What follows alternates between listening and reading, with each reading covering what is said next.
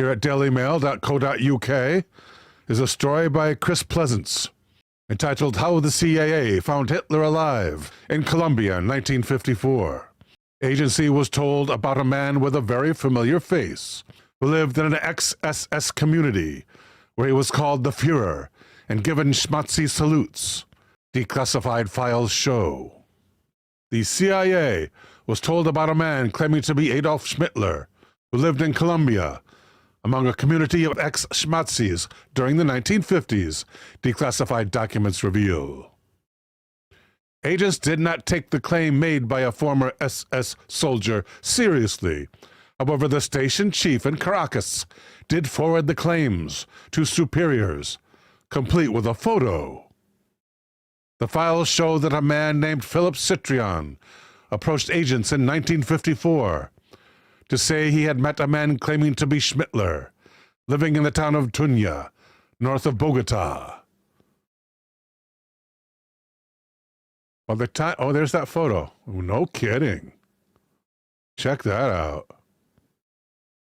By the time agents took any action, the man claiming to be the Führer, who was called Adolf Hitler, had apparently fled to Argentina. However, the CIA was clearly extremely skeptical of the claims. They even recommended the matter be dropped. The claims have resurfaced now after the Colombian journalist Jose Cardenas tweeted the files from the CIA archive that were declassified in the 1990s.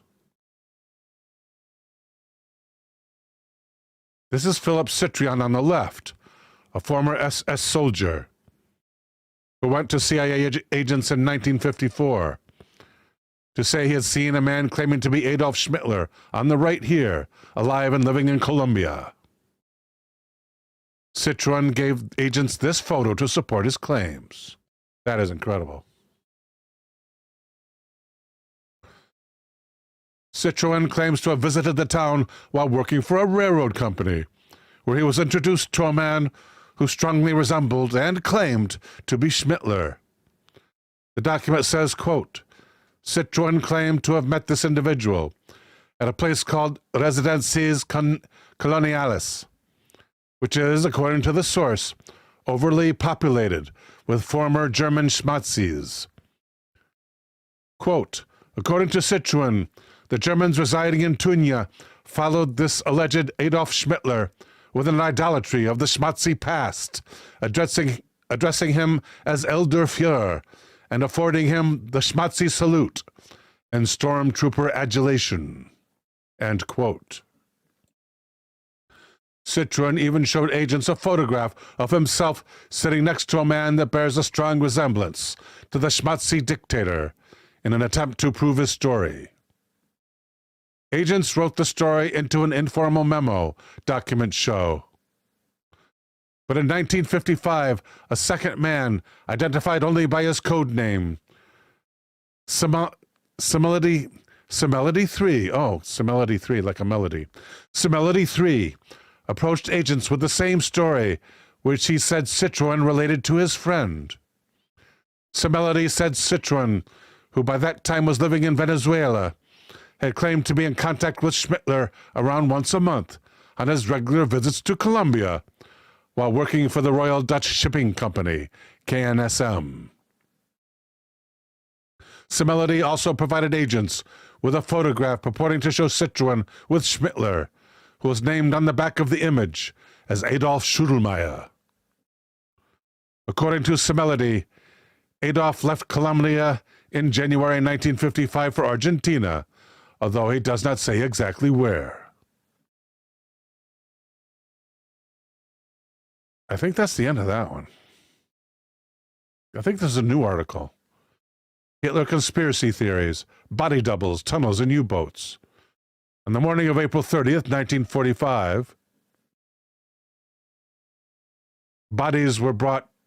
two bodies were brought from a bunker to a garden outside, where they were doused in petrol and burned.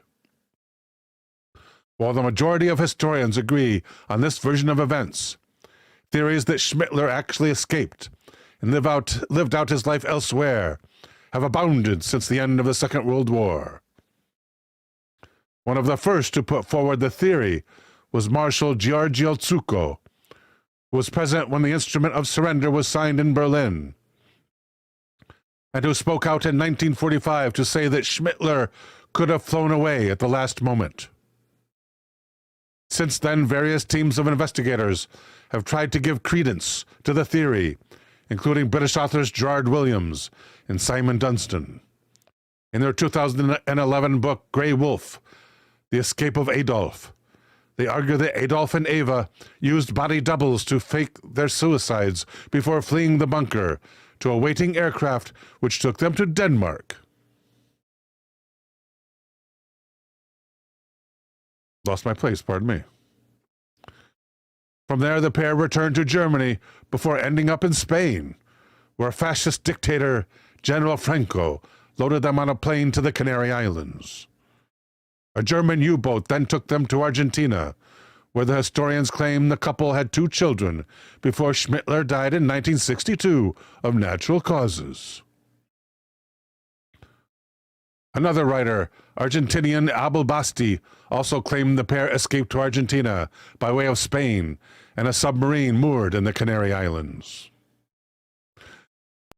For those just joining the program, this evening's fundraiser is for Love for All Humans, our longtime friend of the show, and this is KC, his dog, representing him tonight as he battles his inoperable lung cancer.